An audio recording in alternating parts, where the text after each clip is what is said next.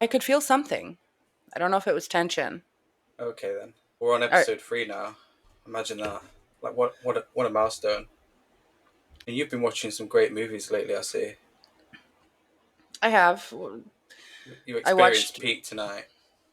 No, I watched something absolutely terrible today, and I have to try and put it out of my mind and calm my rage to record this episode.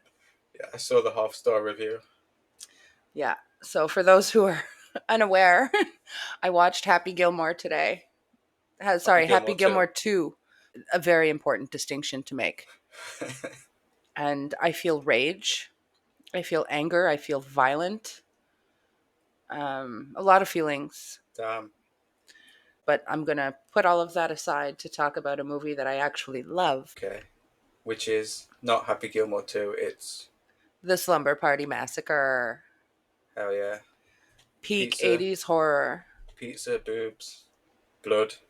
It's got it all. Maui Wowie. Don't forget the Maui Wowie. How could I possibly forget that? I know I won't. PKT slasher. You think that? Is that what you Pe- said? yeah, peak 80s slasher, peak 80s horror, and definitely criminally underrated. Yeah, it's pretty good. The And direct, killer. and one of those early slashers that's actually directed by a woman too. Let's get that out there. I'm just going to make a bold statement. This is a feminist masterpiece. Directed by a woman, written by a woman, starring women, and we've got some great female characters. And Yeah, it's we not do. something that you'd see very often in 80s horror. So it's a standout for me.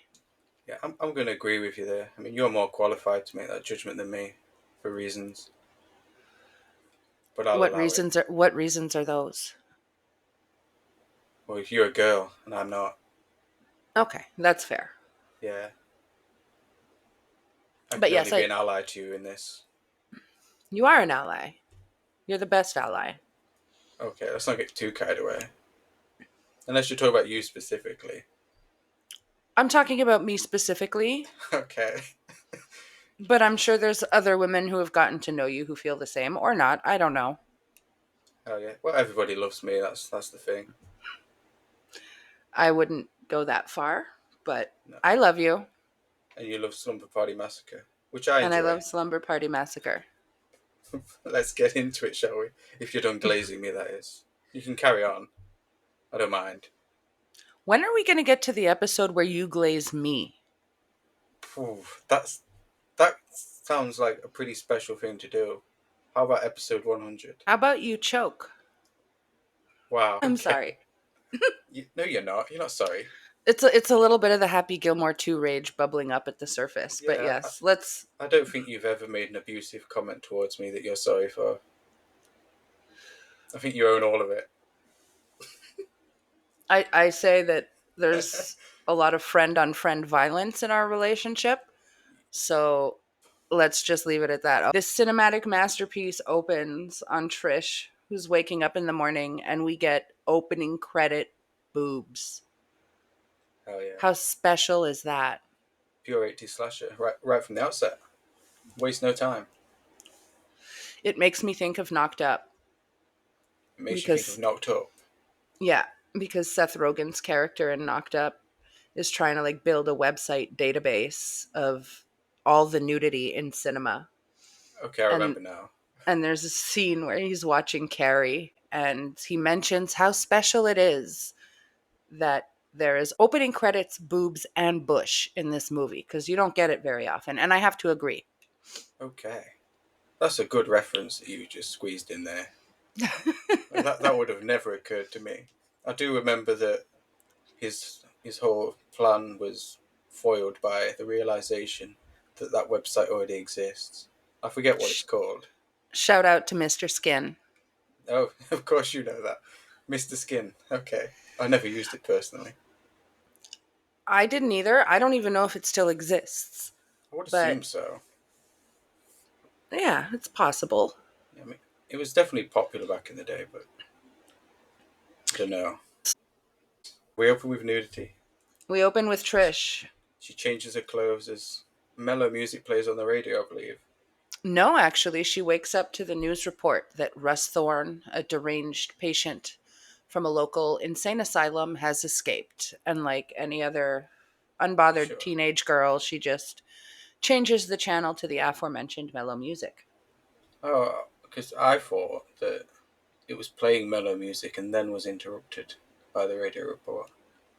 No, she woke up Okay. to the radio report and quickly changed Okay. the channel because we need mellow music when we're bearing our breasts. I know that's right. It's a vibe. I'll The take your word for news it again. the news just doesn't fit the aesthetic. I know, right? And Russ Thorne escaping from a mental institution. That's got nothing to do with her. It doesn't affect her life whatsoever. Nor No, will but it. isn't that human nature though? When you hear like crazy shit happening and you're like, that's never gonna happen to me. So true.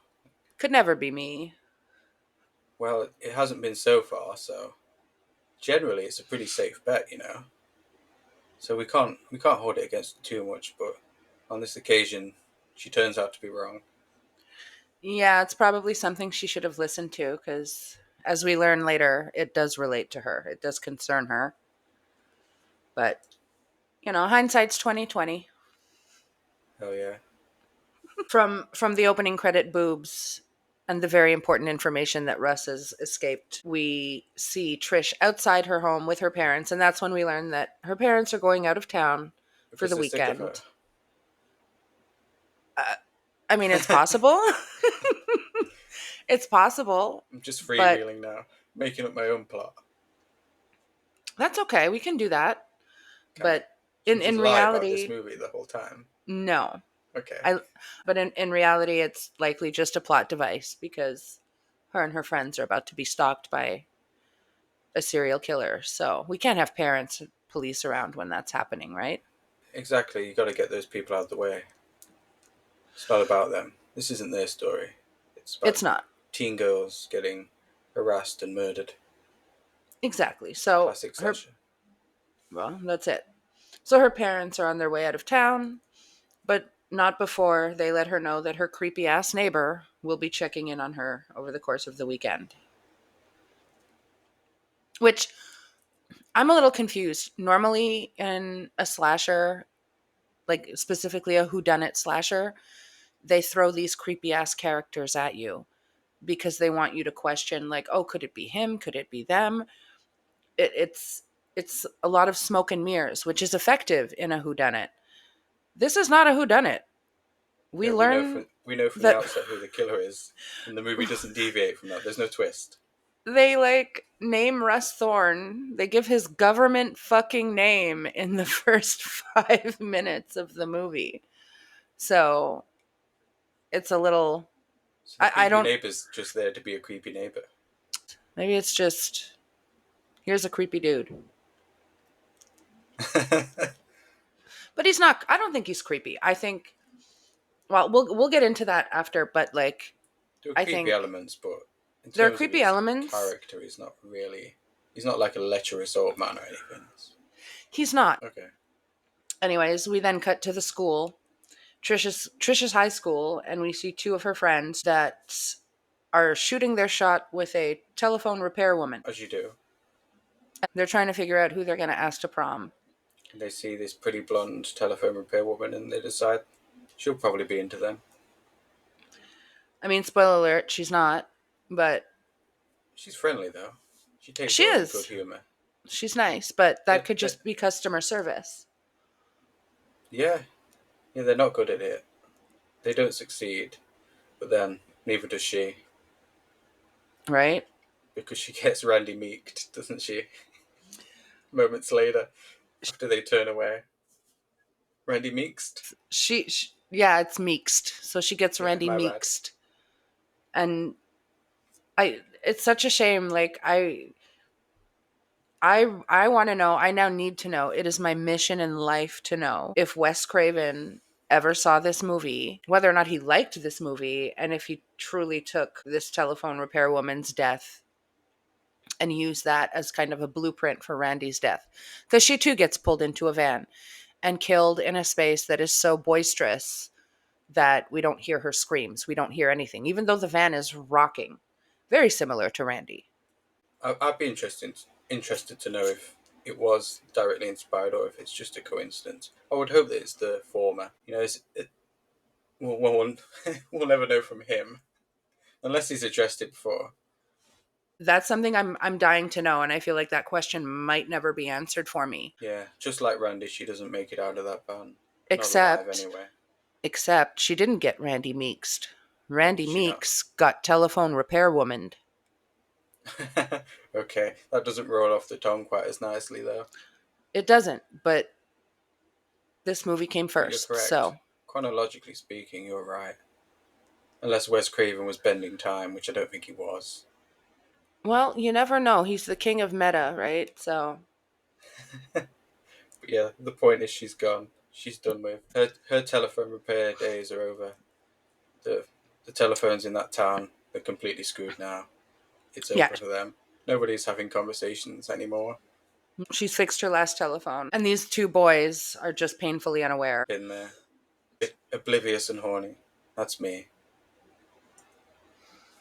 We don't need to get into how you would describe me. My feelings can Um, only be hurt so many times, you know. oh Jesus.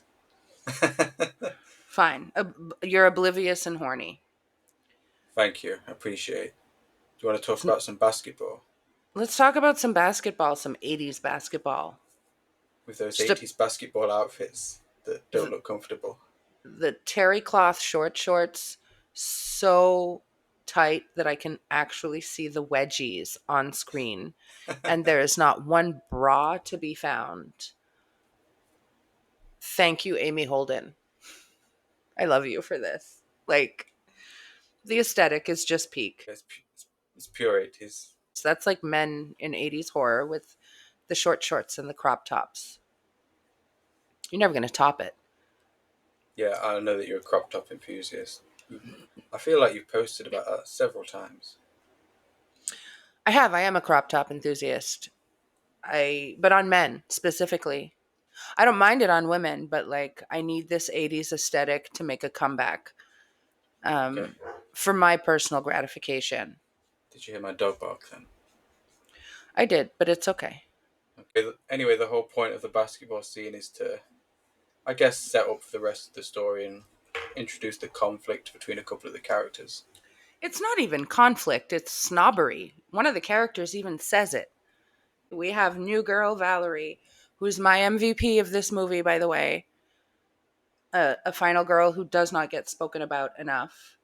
Yeah, I like it too. She's, yeah, she's new at the school and she plays great basketball and she scores a layup. I suck at sports A references touchdown, outside of hockey. A home run, maybe. perhaps. Anyway, Yeah. some kind of sports ball goal she does.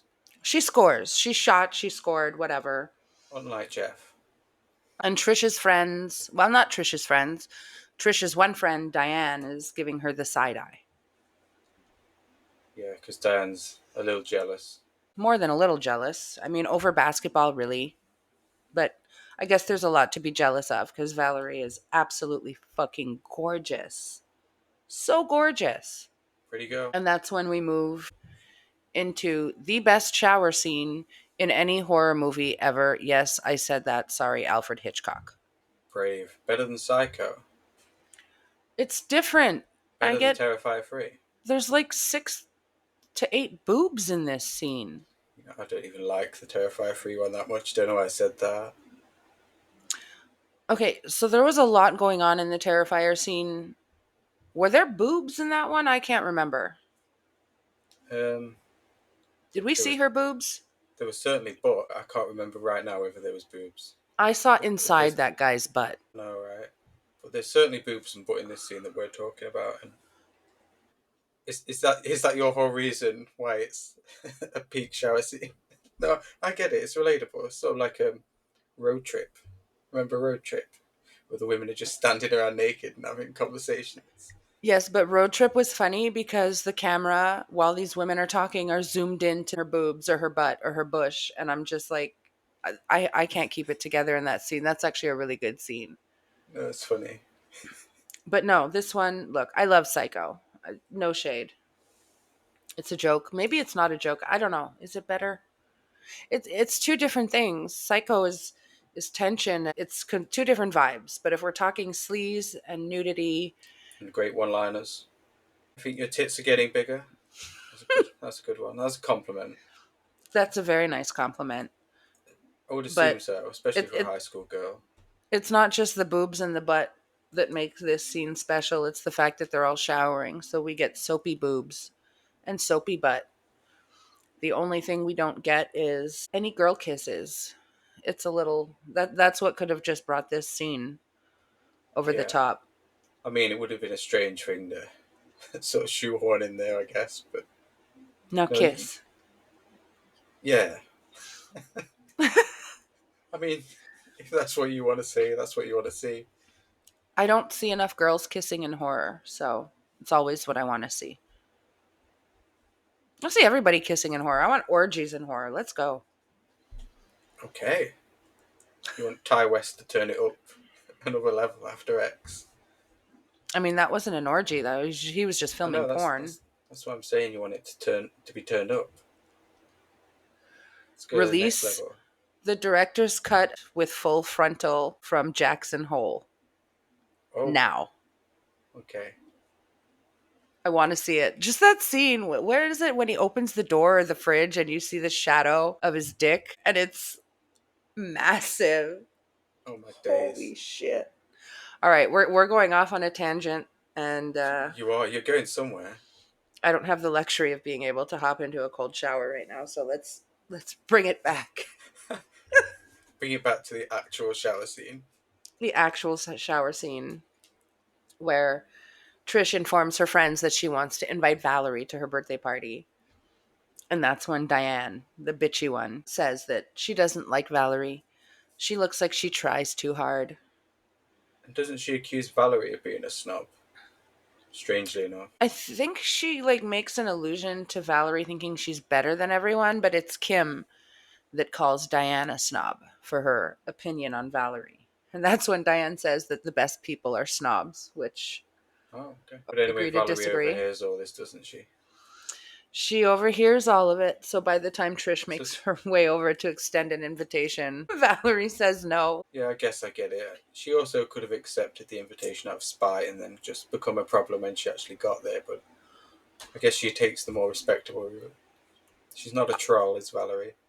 I love Agents of Chaos, so I would have loved this. If I was in her shoes, I probably would have gone anyways and yeah, sabotage the shit out of their little slumber party. You could have just gone for the pizza alone, really. Gone for the pizza, gone for the Maui Wowie and maybe a couple of beers and then deuces. Gonna be right now. I know, you do. I'm just gonna stop in, mooch off your ass, and then peace out. That's how I get through life. I mean, that's how you hobble through life. I didn't even realise the door was open there. You just swooped in. It was open a crack. All right. She doesn't want to go, understandably. And Diane is just the worst. She's not only is she a bitch, You fucker. the way she's talking about Valerie, but she wants to invite her boyfriend to the slumber party. Even though Trish wants it to just be the girls. I have like one dude along for the ride. Diane triggers me. I don't like her. But she's the mean girl. That's what we're supposed to take away from this, I guess. She is a mean girl. Okay, where we going from there? Where we go from there is to your favorite. Oh, the Scream Queen herself. In many ways, the star of this movie, even though she's in it for like 40 seconds. I'm No, it's a little longer than that. I'm not in this movie. I appreciate it, but I'm not in this movie. You're something of a Scream Queen yourself, I've heard. But no, But it's not you. It's Brink Stevens, who was part who was part of that like triple threat that we had in the 80s. Her, Michelle Bauer, and Linnea Quigley. They were in a bunch of trashy 80s movies. my holy trinity of Mine too. 80s babes. Yeah, especially for a while when I was younger and I started getting into like the full moon movies and stuff. They always seemed to pop up. And Brink Stevens was always my favourite one. I don't know if that's controversial or not. I know Linnea Quigley's probably the main one out of those three in terms of being known by a wider audience, but Brink Stevens was always my favourite, and she's in this movie. Well, Linnea Quigley has a formidable filmography. Yeah, I think that's the difference. I mean, all three of them appeared in a lot of movies, but Linnea Quigley, if you look Return at of her the Living Dead IMDb, like the credits she has, it's endless. Yeah, I mean, Trash is an icon. was this was before that era. I guess that was more late 80s where those three became, I guess, the would you call them the scream queens of the 80s? I know there's probably a couple of bigger ones, but in terms So of a unit, they they were a are trio. they're the sleazy scream queens of the 80s. I think outside of them, the two that I think of are Barbara Crampton and Kelly Maroney in terms of the level. Look, I want to say Amy Steele and I want to say Lar Park Lincoln and I want to say Jennifer Cook, Yeah, but unfortunately, none of my beloved final girls made it to that kind of stratosphere yeah, in they're terms kind of of their Friday careers. exclusives, aren't they? Mostly. Amy Uh, Steele, not she well, was in April no, Fool's Day. the level that Linnea and Michelle and Brink achieved, and even Barbara Crampton and Kelly Maroney, you can't touch that as far as 80s horror actresses go. Like, yeah, Scream Queens, all of them. But anyways, this is a little bit prior to her Scream Queen days, really. Was she a Scream Queen when this movie released? It's really early for her. I don't know if it's her first horror role, but I think it was one of her first, which is probably why her character was really like her part in this movie was really blink and you'll miss it. yeah, she gets a chase scene out of it though because she becomes Russ Vaughn's second victim. She goes back Decent to chase scene too. yeah, she goes back after leaving to get a book or something that she was missing. Yeah, she left a book in her locker. Kind of a Halloween moment. She had to go back for something and probably shouldn't have Total, gone back totally. because Russ Vaughan has been hanging around and he shows up with his drill to do some DIY on Brink Stevens' body. And he catches her during the chase. She hides, but she hides. Is it in a closet or just behind a door? Oh, I don't know where she was hiding. She was hiding behind a door. It looked And like then, she was hiding in like an equipment room. I don't know. Anyways, R.I.P. Brink yeah, Stevens. he's skipping ahead again. She's still Well, alive. wow. Barely. She goes in for her book chase scene dead. Like under 2 minutes, like you said. yeah, yeah. Her blood gives her away from behind the door, and he drills her good and proper, and that's it for Brink Stevens in this movie. Somebody's on the rag. Wow. I don't think that's the origin of the blood that gave her away, but who knows? Maybe you saw a different version to me. No, it's just a scary movie to quote. I find a lot about Scary Movie too entertaining. We should do an episode on Scary Movie 1 and 2. We need to talk more about the movie we watched and less about movies we want to watch. Brink Stevens is dead. She's gone. Yes. Russ Vaughan dealt with her. Oh my god. On to the next. R.I.P. Scream Queen. And that's when we get a really weird scene for me that I don't know how to process. I have questions. I'm guessing some stuff was left on the editing room floor. But Trish arrives at home after school. She's dropped off by what looks like a 47-year-old man with a mustache who rides a motorcycle. I remember he him. looks he looks old. He And does. she gives him a kiss and says she's going to call him later. So to me the scene sets it up like it's her boyfriend. Yeah, a middle aged boyfriend. What's weird about that? But makes absolutely no reference to a boyfriend again throughout the entire movie. Before or after, there were no references. I had no idea this guy existed. And then he drops her off at home. Or was she walking home? And this nice gentleman offered her a ride, but that doesn't make sense because she gives him a full on kiss on the mouth. Maybe he was really nice. Gas, grass, or ass, What's that a right? reference to? A bumper sticker. I think. The whole thing says nobody rides for free. Gas, grass, or ass. Okay.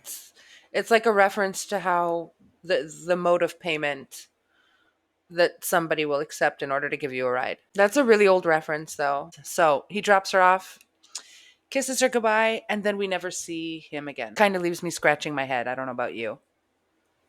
Yeah, I mean, I didn't really dwell on it too much, but yeah, he comes, he goes, that's it. Giggity.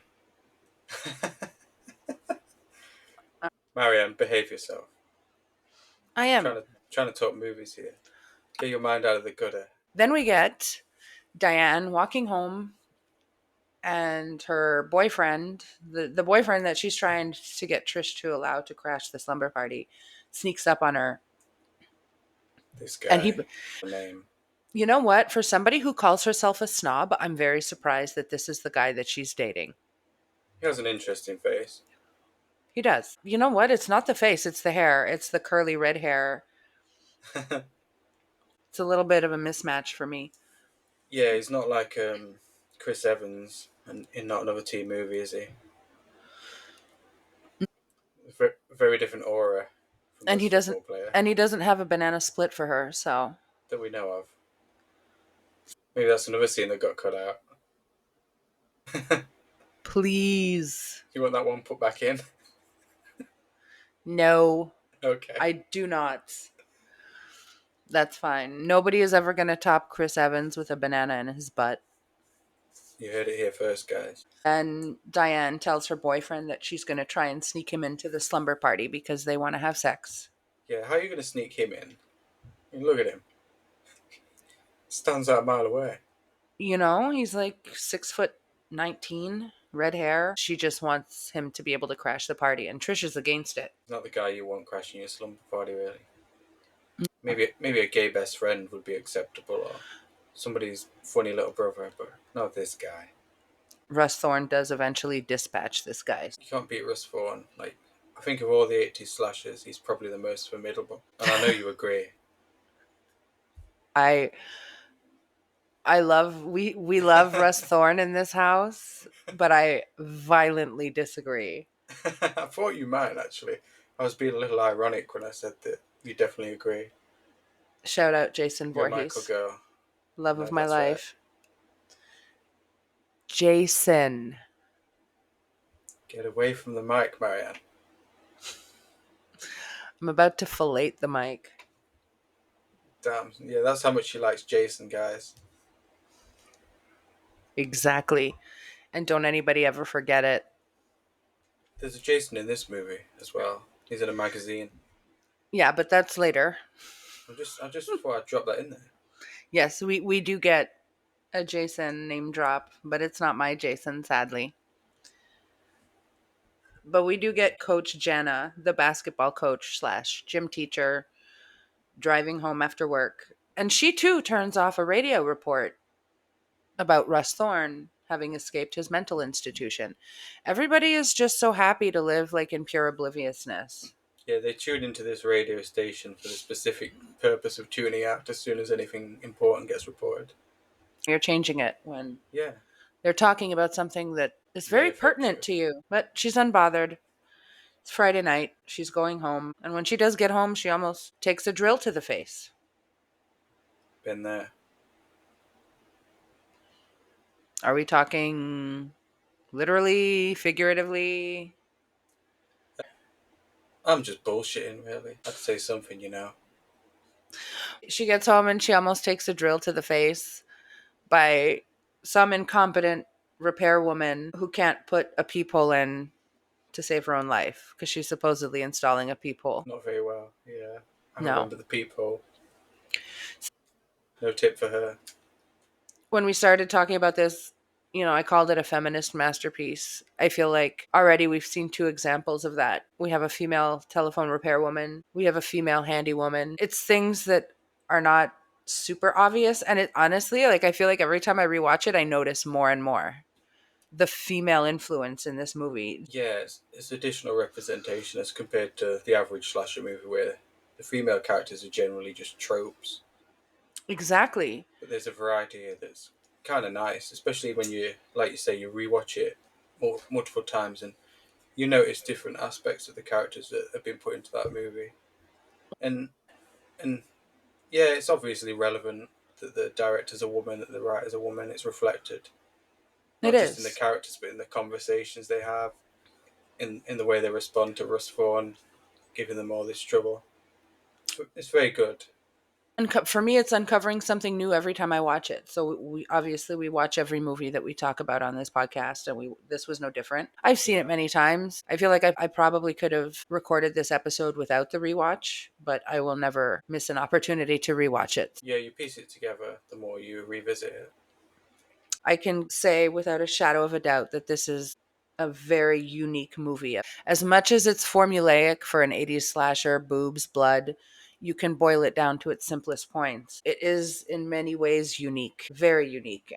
It's piecing it together, and you get more pieces every time you do a rewatch, and it's so fun for me. I will never miss an opportunity to shout this movie out or to recommend it to anybody. And if you have not watched this, I definitely recommend you watch this. I hope you've watched it already if you're listening to this, Yeah, because as because we're we've said spoiling it. before, you know, we're all about the spoilers around here. Oh yeah, Bruce Willis was a ghost the whole time. Okay. If you're going to respond to that, can you please at him and not me, because that was him. What else can I spoil? Stop it. We're not doing that right now. That's when we get Trish at home alone after school. Like, she looks like she's feeling creeped out. She's walking around her house, she's hearing noises. At one point, she goes to play some piano. She's on the phone with her friends, and she notices that the front door is ajar. When is a door not a door? I said ajar. Open. Okay, when it's a jar. Yes. Thank you, I'm here all week. So she notices the front door's open, and then obviously, like, her anxiety kind of mounts a little bit. And when she starts to go upstairs to see if there's somebody up there, that's when her creepy neighbor comes down the stairs, and he's the one that's in the house. Scares the shit out of her. Yeah, he'd made it all the way upstairs, just creeping around up there, seeing what's what. What's his excuse? He noticed the door was open He noticed the door was and open, and he decided to wanted, investigate. yeah, he wanted to see if she was okay. And this is the scene that, like, I think there's different points of view. I think in 2025, if you found your neighbor in your home and that was the excuse, I think anybody would be legitimately creeped out. Yeah, I wouldn't be polite about it. You know what? My dogs probably wouldn't like it very much either. Well, it's a different thing in the 80s. I think most people now just don't care to have relationships with their neighbors. I'm not impolite when I see my neighbors. I'll say hi in the hallway. Yeah, same. I'd be like, hello, cunt. You know? I can't say hello cunt because it's not the endearing. I know. It doesn't have the endearing connotations that it does in the UK. But I say hi. But I don't want to know about you. I don't want to know about your kids or your life. I'm not looking to have friendships with my neighbors. I just want, like, courtesy and civility when we cross each other's paths, which I think Yeah. is probably how a lot of people feel in 2025. Them to keep the music down. That'd be nice. You know? Stop skateboarding on the sidewalks. You've got get off my lawn vibes. Totally. I'm like the old man from Monster House. Just running out, shouting abuse at kids as soon as they get close to my lawn. Well, that's not that's not what it was in the 80s. I think the neighbor relationship has just evolved over time. So, considering this movie came out in 1982, no, I don't think it's weird at all Okay. that he saw that the door was open and he wanted to check on her. Her parents asked him to keep an eye on her. Ultimately, she's a teenage girl and she is home alone. So, in the context of all of that, I don't think it's weird. Okay. But the movie still manages to kind of give off this weird creep vibe where he's concerned, which again, I don't understand because we know he's not the culprit. He didn't just escape from a mental institution. And Russ Thorne doesn't wear a mask, right? So there's no mystery there. Yeah, and it's not a shadowy killer either. It's not. you're not just seeing flashes of his hands and his drill. You see his full face, full body, full attire, just a lot of denim. So there's We no mystery there. we There's love no need for denim. it. We do, yeah. You don't see it so much these days, but back Shout out then, Tommy Jarvis. which Tommy Jarvis? The best Tommy Jarvis. Corey Tom Feldman. Matthews. Tom Matthews, stop that. The But yes, we love a denim look. We love crop tops, short shorts, and a denim look. neighbour's not wearing denim though, is he? I forget what he's wearing. I think he's wearing jeans and like some horrible patterned Maybe shirt. denim jeans, yeah. I do But know he's wearing like a button up shirt with a pattern on it that was completely unremarkable to me. okay, but he soon gets out of there, right? No, actually, he does. She offers to make him a cup of coffee. Well, I think she's feeling freaked out that she's home alone, and I think she wants him to stay with her until her friends arrive, which is what ends up happening. He does stay. And then we get like this really weird scene. We flash back to like Coach Jana. She's at home, and there's like this tense scene that starts off so stupidly, but it somehow bugs me. She's making like poverty tacos or poverty nachos or something. I don't know. She's grating some cheese onto a tortilla, and she's got a glass of wine that is teetering on the edge of her kitchen counter. This scene gives me so much unreasonable anxiety because the second you see it, you're like, she's gonna knock it off the edge. This is where the suspense is for you. It is there. Dread, Yes, fear. it is. Yes, this is suspense. And like, why the fuck would you do that? It's just, you Okay. know, you know those scenes that have you screaming at your TV. Well, this is one of them for me. The glass, the glass. Yes, the glass. We all know what's gonna happen. Like, I'm not the only one who watched this movie and thought, "What is she doing?" Like, Start getting palpitations. I need to hear from the other people who watch this movie and get really fucking nervous when they see that glass. I know I'm not alone. And then predictably, she knocks the glass off the counter. R.I.P. glass. RIP glass. She cleans it up. And then there's a moment where she hears a noise, but then it turns out to be her cat. It's weird because the scene is set up to look like, okay, something is about to happen to her. But it But doesn't. nothing happens to her. The whole scene is about this fucking glass of wine, at least for me. Yeah, it's a filler scene. It's not long though, so no big deal, I guess. But that's when Trisha's friends arrive and the party is now in effect. Well, not quite because the neighbor's still there. When Kim comes in, waving around a six pack of beer and a bag of Maui Wowie, and the neighbor's still there drinking his coffee, and he overhears all of this. Scandalous. But luckily, he promises not to tell her parents, as long as she doesn't tell her parents that he That scared he's the shit out of her. that he's a home invader. It's a good trade off. Kim announces that they are here for. Not only does she have beer and Maui Wowie, she announces that she's here for the orgy. And can I just say, I wish. You can say that. I wish. Sadly, this is a bit of false advertising as there is no orgy. Not that kind of slumber party video. Then we are at Valerie's house where she is making Kool Aid for her annoying little sister. Her sister Courtney, I really don't like her in this movie. And I also don't like her in the sequel because she is the final girl in the sequel. She's a brat. In this, yes, in this one, she's a complete brat. I mean, I guess typical little sister vibes. I do not speak from experience. I don't have any siblings. It just comes off like the reason for her existence is just to annoy the shit out of Valerie. That's siblings for you. You know better than I do. I do. Remember when you asked me how many siblings I have? And I had to think for a minute. You did.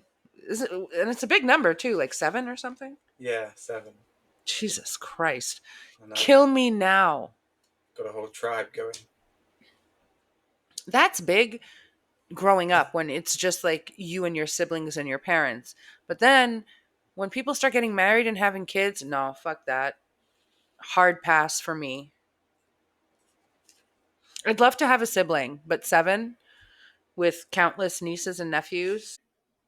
Courtney is being annoying, and she wants to know why Valerie wasn't invited to the big party next door. And Valerie tells her that she would rather babysit her annoying little sister instead, which I call bullshit. Yeah. No, I don't see the vision with that one. Probably at a slumber party, doing drugs, drinking beer, eating pizza. Screw this kid. Fuck them kids. That's what we're all about here. This Courtney should have died, really, when you think about it. I'd heard of the body count. I'm guessing she's around 14 years old. We're talking about a time when killing kids of that age was not really commonplace in horror. But I would have liked her to die, but it is what it is. And that's when Valerie says that she wishes that their parents had divorced before Courtney was born. And I love her for that That's a good because line. I, That's a I good wish burn. I wish her parents had divorced before they had her too. Because then I wouldn't have to. Of your passionate hatred for this one little girl. I love it. And you know what? I don't hate the sequel. I actually quite enjoy the sequel, as cheesy as it is. But I hate Courtney. I hate the character. It's a different actress in the second one, but I find Courtney just as annoying in the sequel. So that's when Courtney runs upstairs and steals her sister's Playgirl magazine. And that's when we get 2 girls doing girl things. They're smoking weed, they're getting changed, showing us some boob. Very nice. And is this the point where the guys are also spying? Yes, the 2 boys who were hitting on the telephone repair woman at the beginning. Jeff is one of them. The other guy, I don't even think we learn his name, but it feels unimportant Yeah, because Jeff's the main one. Jeff is the main one. So they're watching girls do girl things, getting high, getting naked, but still no girl kissing. So I still won't deduct a star. I just wish. Dare to dream. So that's when Diane decides she wants to call her boyfriend, John Miner, and she calls him Boo Boo.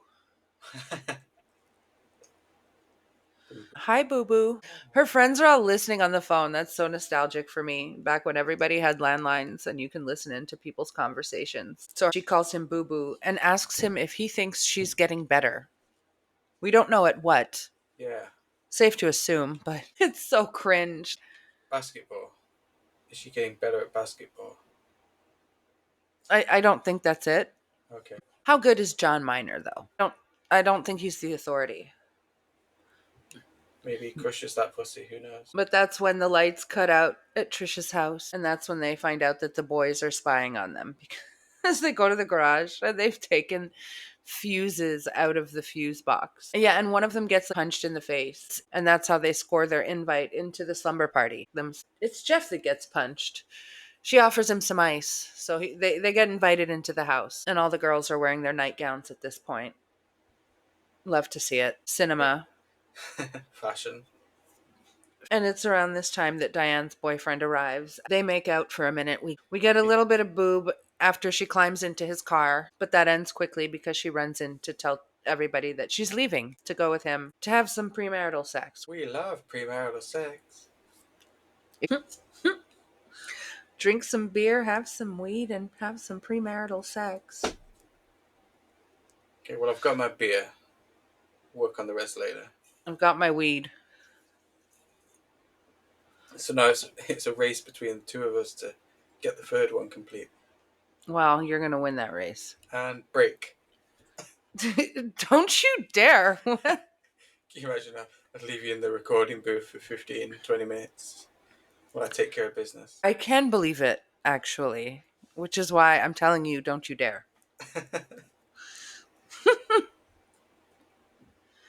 Diane goes into the house to inform everybody that she's leaving, and it's while she's in the house that Trisha's weird neighbor gets it. He's outside hunting for bugs in a wood pile, and he's got a machete. It's a bit of a weird scene, and I think again it's like set up to make you think like, okay, this guy's creepy. Why does he have a machete? Yeah, and he doesn't like snails very much, does he? Because he kills one. And then Russ gets him. R.I.P. neighbor. R.I.P. neighbor, Mr. Content. Yeah, his days of looking around other people's homes are over. And then, predictably, Diane's boyfriend gets it. He's sitting in his car, and the car's parked in Trisha's garage, and he's waiting for Diane. And Russ cockblocks him essentially because He he's does he's about indeed. he's about to go and get laid. Not on Russ's watch. Nope. And he's efficient because he's working fast here, getting getting two out of the way real quick. He is. And I want to know who manufactured the drill that he's using because, like, the battery power is off the charts. You in the market for a drill? I'm not. I'm just curious. Okay. I have a drill. Describe this drill. It's a power drill. I use it to hang shelves. Like, it's nothing sinister. Okay. There are no bodies buried in my backyard. That's exactly what someone with bodies in their backyard would say. Where are the It w- bodies, Marianne? there are no bodies. There's a body in Trisha's garage. R.I.P. John Miner. Again, great name. And it's at this point that Diane has now come back outside. She gets in the car. She sees her dead boyfriend. Starts screaming. She doesn't really have a chase scene, but there is a bit of a struggle for a minute. And then we get this amazing I love the visual of her death. There's sexual undertones all throughout this movie, but I love this. After he cuts her, she falls back against this wall and she kind of starts to sink down to the floor. And the camera pans through Russ Thorne's legs and he's holding the drill in a very phallic manner. And it's such a nice shot. She's screaming and he's standing over her with the drill. Yeah, it's one of several shots in this movie that are really quite memorable. Just the use of a drill itself is very phallic. That scene in particular is a very visually interesting scene to me. I like it. Co-signed. I'm always here to back you up, you know. That's what I'm about. I appreciate it. Except on the movies of Rob Zombie. You're wrong. Continue. I like more of his movies than I dislike. Okay, that's good. There's just two that I really dislike, and that's a problem for you. We don't need to talk about that right now. I'll fix you. Yeah, I'll teach you the vision. I'll educate you on those two cinematic masterpieces. I'm good. Thank you. I live in a world where No, nobody will ever top John Carpenter's Halloween. You live in Delulu land. I never said that they topped the original. That's true. That's fair. Yeah, now you're just spreading malicious lies about me. You're going to get your co-host cancelled. Then where will you be? Talking to yourself? You've been number one, you've been canceled numerous times and you're still here. We're not talking And about... number two, I already talk to myself a lot. Like, this is nothing new.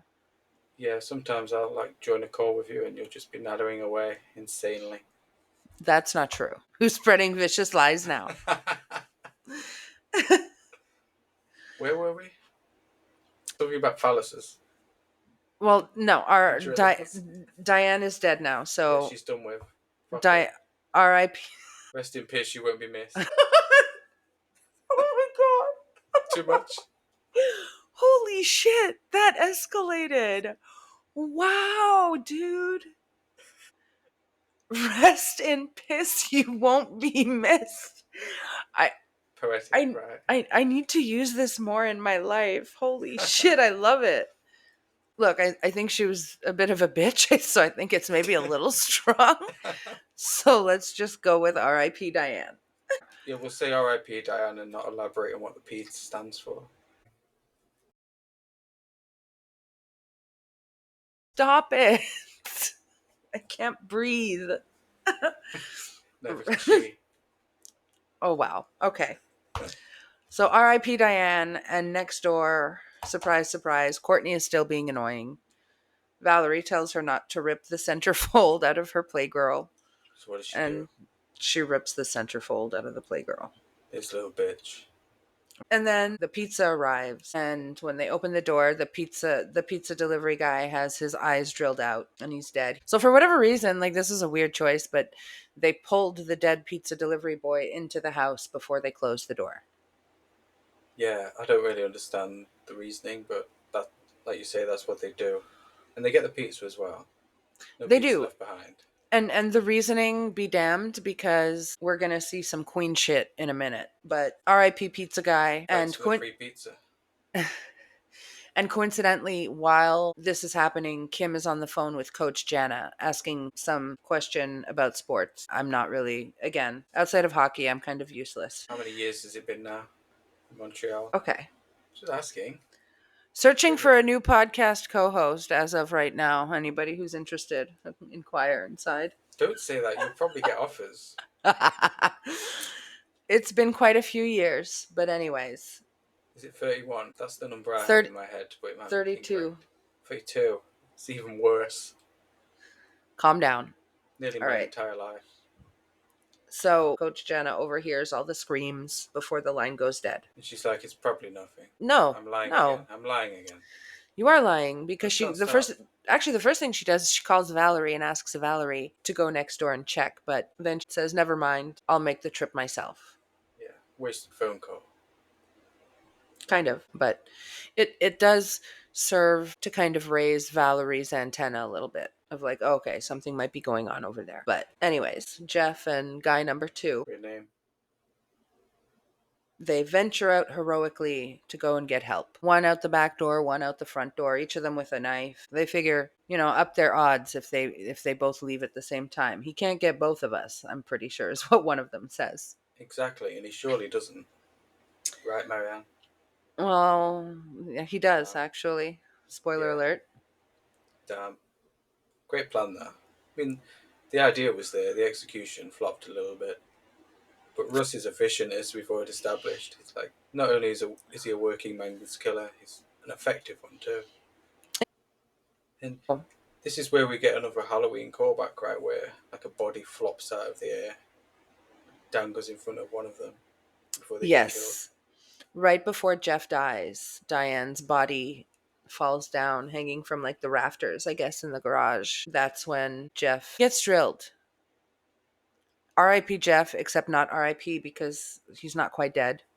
But he gets drilled and his body gets thrown into the trunk of Diane's boyfriend's car, where Russ is collecting all of his bodies, by the way. He's putting them all in the trunk of this car. And Jeff gets dumped in there. And then guy number 2, immediately after, he gets it. Not before he makes it to Valerie's door, though, and he's pounding on the door, but she's watching a horror movie and she's got the volume up, so she doesn't hear him. And then when she kind of maybe hears something, She goes to investigate eventually. and it's too late. Russ has already killed him and is dragging him away. So RIP guy number 2. But at least Valerie goes back to her movie. So it's not all bad. And it looked like a good movie. I don't know what movie it was, but Yeah, I couldn't really pick out what it was. we didn't see enough of it. Yeah, it's just black and white horror movie. You know how it is in slashers of the 80s. They're watching a black and white horror movie on TV. That's what you need now. That and this guy's dead because she's, you know, not the best at hearing. And that's when we get my queen, Jackie. We get something very unique in this movie, and then we get 3 final girls. And because I don't really care for Courtney, she could have died. She could have not been there. I would have really loved to see Jackie be a final girl, personally, because I love this moment. She decides that she's hungry. Yeah, waste not, want not. Pizza's there, right? Trish and Kim and Jackie are all huddled together, and Jackie decides food will make her feel better. I always feel better after I eat. Especially when it's pizza. It's one of the better foods. Does pizza taste better when you eat it off a corpse? Because she literally just drops the pizza box onto his body, Yep. opens it, takes a slice. She's so unbothered. Except personally, I don't think it tastes any better off of a corpse. It's not like there was any blood on it or anything. The other 2 girls look thoroughly disgusted by what Jackie's doing. I think I'd be doing the same. If I'm gonna die, I want to die on a full stomach. Yeah, it's like that scene from Scream Queens. I refuse to die on an empty stomach, or whatever the line is. If I really should know. if I was ever in a horror movie, I would want to be the person who gets killed after she gets laid and after she eats some pizza and smokes a joint. Like, let me have my fun before you Yeah. kill me, please. Why die hungry and unsatisfied? So she's got a full tummy, ready for the fight ahead. She does. We love Jackie. We do. But then she does something a little bit stupid. Jeff, who's not quite dead, so he's made his way out of the trunk and he's crawled all the way to Trisha's door, and he's not really knocking on the door. He's kind of scratching Scratching, yeah. at the door. Kim and Trish are like, no, but that's because they can tell something is not right. I think Jackie's more, she wants to help. I don't know, but she opens the door. But by the time she opens the door, Russ has already finished Jeff off, and he is now standing there. And that's when my queen meets her fate. R.I.P. Jackie. What happens to her? He just takes the grill and The grill? he just takes the drill and slashes across her entire like midsection. It's over. You sound so sad about it. I am. I love her. That pizza scene is my favorite part of this whole movie. Really? You really are a pizza stan.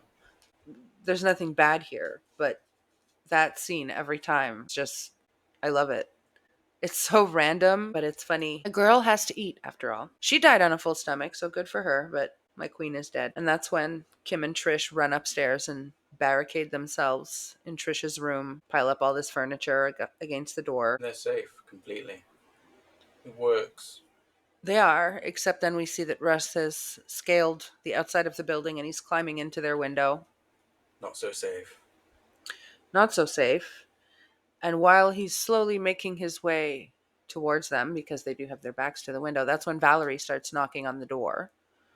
She senses free pizza too. Well, I think she heard Jackie scream. No, it's the pizza. All right, it's the pizza. She wants some This, pizza.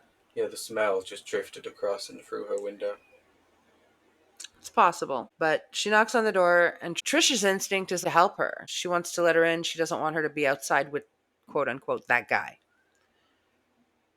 But Kim, this is kind of absurd. Kim is like, no, maybe she knows him. Maybe that's her friend. Oh yeah. Which, I mean, in a in a mod Maybe that's her friend. no, but in a modern horror movie, entirely possible. That sounds like the plot to this movie if it was made now. But this was made in 1982. So they decide to stay in Trisha's room. Not that it matters, because at this point Russ is inside and he's slowly walking up behind them. And then he steps on a creaky floorboard. And that's when they see him. They knock him down with a baseball bat, but they only hit him once. And then they decide to try to make their exit, but they have to move all this furniture first. Oh yeah, we've got a whole third act to complete. We can't take him out just yet. I know it's a source of frustration for you in horror movies when they could easily kill or at least severely injure the killer at some point, and they just don't. It's not a source of frustration. You know who I think of every time I watch a scene like this? I think of the dumb blonde girl who can't act, who's always running up the stairs when she should be running out the front door. Okay. Yeah, it's insulting. When Sidney Prescott said that, that encapsulates so many characters across so many horror movies. Even though she's talking about very specifically somebody running up the stairs, I feel like the idea that she was trying to capture when she said that applies to so many circumstances. And every time I see, yes, it does frustrate me. Yes, that's the short answer. Okay, you started out kind of denying it, but now you've come around to it. Yeah, but yeah, their escape attempt's very inefficient. He's not dead, he's not even really unconscious. And as they're trying to move the furniture out of the way, Kim gets stabbed. Yeah, he stabs her because Yeah, I just think yeah, when they knocked him out, he dropped the drill. He just grabbed the closest thing, which was a knife, and he stabs her. R.I.P. Kim. I like Kim for reasons. what Anyways, are those moving on. reasons? No, you can't just move on. You need to elaborate. Two very good reasons. Okay, Anyways, I think I see what you're saying. Now we'll move on. Bill, as, you're a perv. a little bit. A little bit. As Signs were Kim there. as Kim is being stabbed, that's when Trish successfully gets the bedroom door open and she runs away. Is this where she hides under the sofa? No, she doesn't hide under the sofa. So she goes to hide in what looks like a garment bag in a closet. Okay. Valerie is still outside at the front door, and now she's very concerned because she heard Kim and Trish screaming in the bedroom. So she knows something is wrong. She's going into the house, and Courtney has followed her. So they go in together. Courtney decides she wants a beer. I've been there. An annoying little brat that wants beer. That's me in a nutshell, really. Actually, I can confirm that one. I knew you would. She opens the fridge. We can see Kim's body inside. Yeah, it's another cool little visual that the movie has. One of the memorable ones. And she closes it and opens it a few times. And we see Kim's body like slide down a little bit. And it is a very cool visual. Courtney opens the fridge and the body finally falls out. So she screams. Then Valerie sees it and she screams. Because you don't keep women in the fridge. You need them at room temperature, really. At least in my experience. Women are best kept at room temperature. I agree. Women are best kept warm. Woman is the warmest place to hide, you know. That could be like a parody tagline, you know. I love that. If they ever do like a gender bending the thing. Actually, you know what? I don't want to manifest that only because I still have PTSD from Ghostbusters. So I please nobody do that. don't even remember that movie. I know I watched it, but It's awful. yeah, it's something that you consume and then it's gone.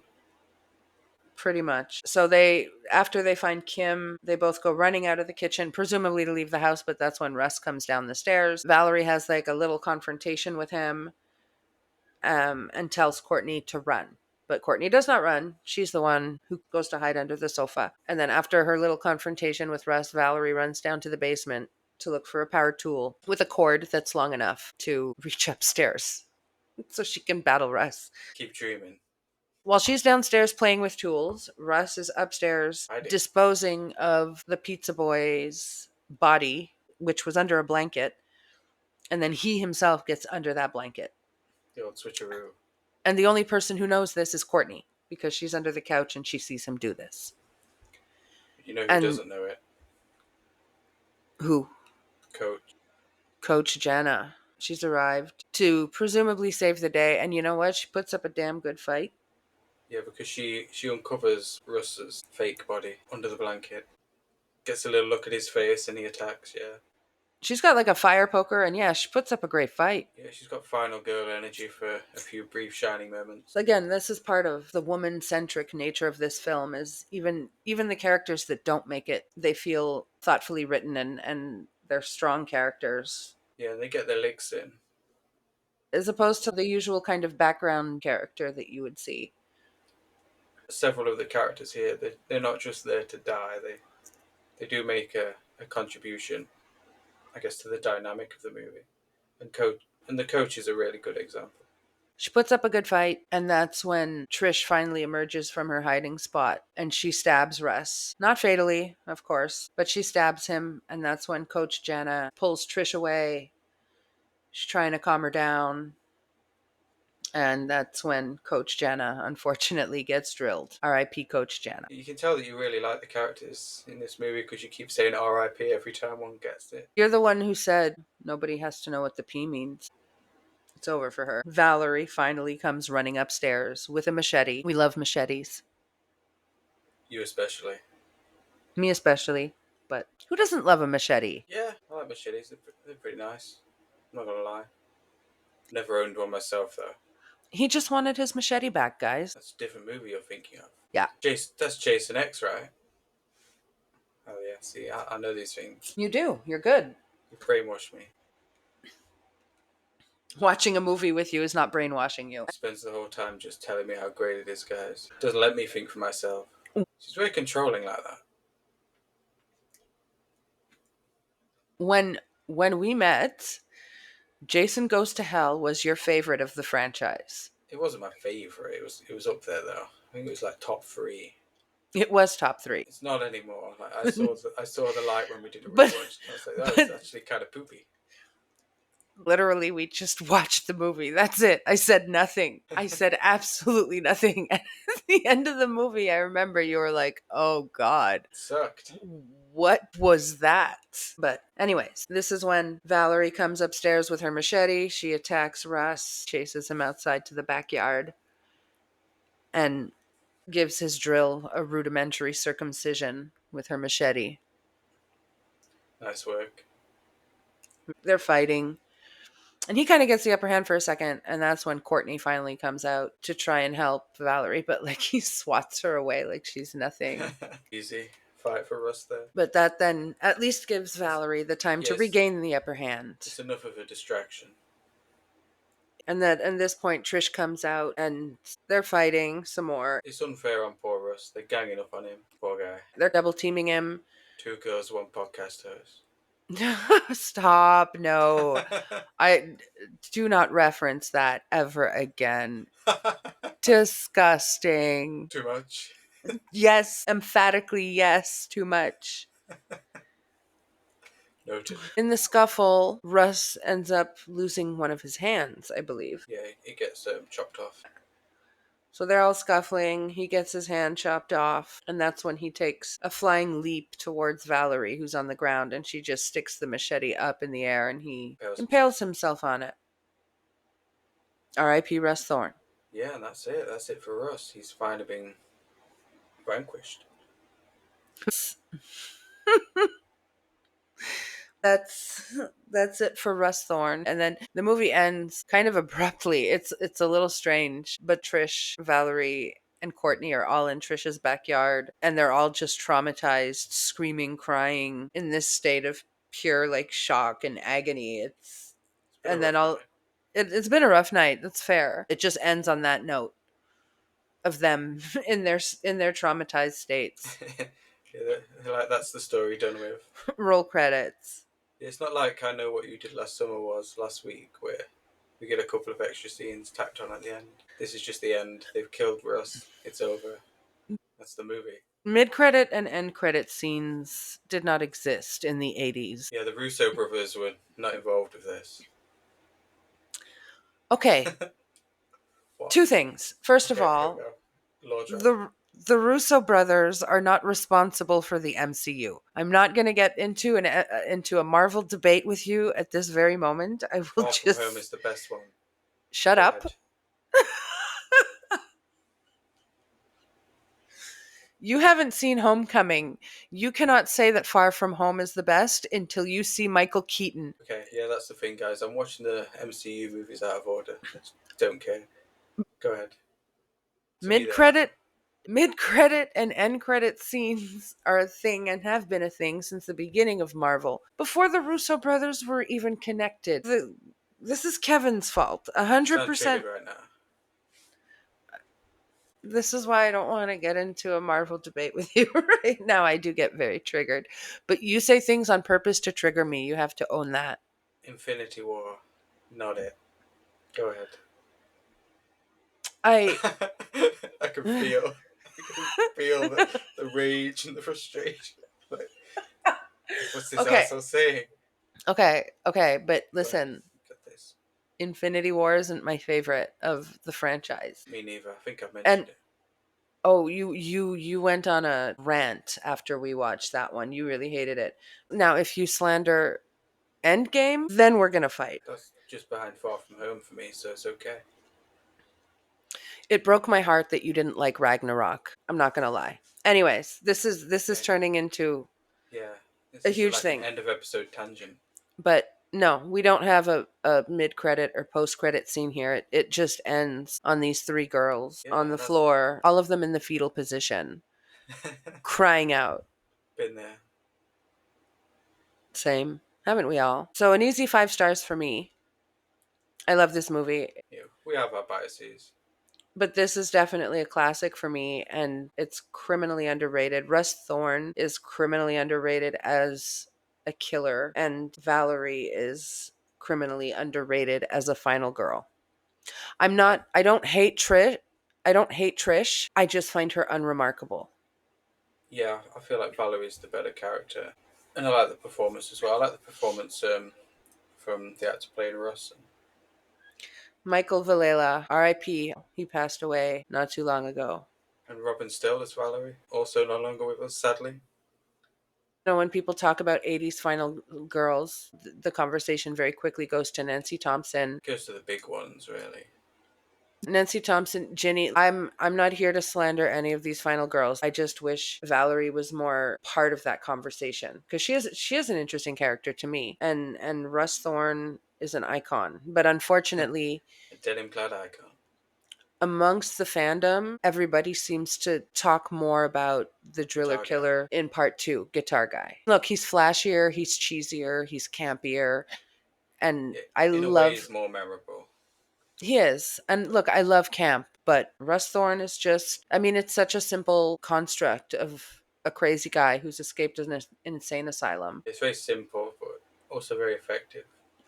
He pulls it off so well because he looks completely deranged at the end. It has a vibe to him. His only line of the movie, or his only lines of the movie, I love you, it takes a lot of love to do this. It doesn't really make sense, but okay, you got to go out on something, I guess. Well, he's crazy, so it doesn't Yeah, have to make sense. yeah, sure. No, you don't. Go. It's a simple formula, creepy guy, but he doesn't have a guitar and he doesn't have the 50s greaser aesthetic. So I understand why he's maybe not talked about as much, but we love Russ Thorne. And you love this movie. I like it. I think it's pretty good. It's 3.5 stars for me. I think would be my rating. It's kind of a quintessential slasher in terms of all the elements are there. But like we've discussed, it also has variations because of the female perspective that the director and the writer bring to it. So it's Well, very it's kind of, I guess, formulaic in some sense and kind of basic in a few ways, but it's also interesting. very basic in some ways. It follows the formula, but when you scratch the surface and dig a little deeper, to me, it just gets more and more interesting. And we're in agreement about this being the best of the franchise too, right? Yes, absolutely. It's sentimental for me too. So I love this movie, but it's also one of the first horror movies I watched. I remember the VHS cover of these girls lying on the ground and With the drill in the foreground, right? with the drill and his legs open in the foreground. That VHS cover just drew me in so quickly. It's just fun. It's a good movie. And normally, I will say I don't care about your letterbox ratings because I know you're hard to please. A Um, difficult one. but this one personally at 3.5 kind of hurts my feelings. It's okay. I'll get over it. Actually, I don't think I've updated my letterbox rating since we rewatched it because we were trying to keep it a secret for a while, as we do with all episodes. So it's actually still got my original 3 star rating. So it's even more hurtful to you. I'll change it now, though. I didn't see that. Yeah, I've Hmm. updated it. It's like I say, I think it's the best of the series too. Although I do like the first two sequels anyway. I know how hard it is to get you to give 5 stars to anything. So like I know 5 stars is asking too much, but no, 3.5 is a little bit hurtful because I figure even with the conversion to your rating system, The evil tax. the evil tax, literally, I feel like it should be higher, but it's okay. It could creep up. A lot of 80s slasher movies, when I rewatch them, tend to creep up in terms of ratings. If I could brainwash you, it would be at 4.5 by now. You don't I, like you don't like the remake though. I've not watched the remake personally, but remake, I think it's more of a requel. I well, recall one of those. I don't know. Don't ask me, please. Listen, I am too old for all this shit. To me, there's movies, there's remakes, there's reboots, there's sequels. But now we have all this other shit out in the ether. Whatever the newest one is, you don't like it. It's not a patch on the classic, right? I don't like it. It lost all of the magic that I felt made the original special. Even the second one and third one. She didn't have that Amy Holden sauce. I'm all right. Okay, Look, you can do this. I believe in you. part of what makes the original series great for me, it's no secret, I love nudity in a movie, and there's nudity in this franchise. I do not like studios, producers, whoever is responsible for these remakes or reboots or requels, whatever the hell you want to call them, and you're rebooting something from the 80s or the 90s. It doesn't matter the time period, but you're rebooting something that's older and that had nudity in it. Stop trying to sanitize it. Yeah, You don't want it watered down. A lot of the remakes, the early remakes, the earlier remakes of the 2000s. I do like them. I love Texas Chainsaw Massacre. It was a great era. I love Friday the 13th. Um, You love Halloween. I Go on. love well, not not I not nearly the, got you there. I nearly got you. not the early 2000s one. I like the 2018 one, but even the 2018 Halloween is kind of guilty of the same thing. There was not a lot of nudity in Halloween, but there was some. And that is why the Friday the 13th reboot remains undefeated. They gave us a great fucking movie and so many boobs, cuz guess what? There are so many boobs in the original franchise. Yeah, they understood the assignment with the Friday reboot or remake, I guess. And I guess they didn't with the new Slumber Party Massacre, even though I haven't watched it.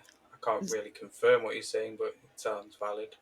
It felt I it felt very disconnected from the original, and the story, which is like a weird revenge story, a daughter of a former survivor, just didn't work for me. It I always was is. especially disappointed because I just love this franchise. So when I heard it was being made, I was excited. And there's nothing worse than seeing something you love getting a little refresh, and you're looking forward to it, and then you just feel so let down by it.